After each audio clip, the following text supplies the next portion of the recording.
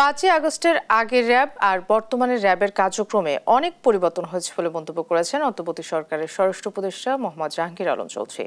বলেন, র্যাব এখন আইন শৃঙ্খলা পরিস্থিতি নিয়ন্ত্রণ, অস্ত্র ও মাদক উদ্ধার এবং অপরাধীদের আইনের আওতায় এনে মানুষের প্রশংসা অর্জন করছে।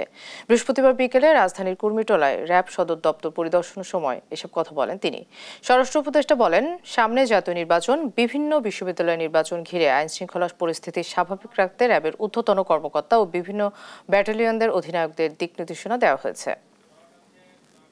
আগের যে র্যাবের যে কর্মকাণ্ড ওটা কিন্তু এখন আর নাই। এখন কিন্তু র্যাবের কর্মকাণ্ড সবাই কিন্তু র্যাবের কর্মকাণ্ড প্রশংসা করে। এরা খুবই ভালোভাবে এখন তারা কাজ করে যাচ্ছে। তাদের পারফরমেন্স কিন্তু অনেক ভালো। 33,000-এর উপরে পূজা মণ্ডপ আছে।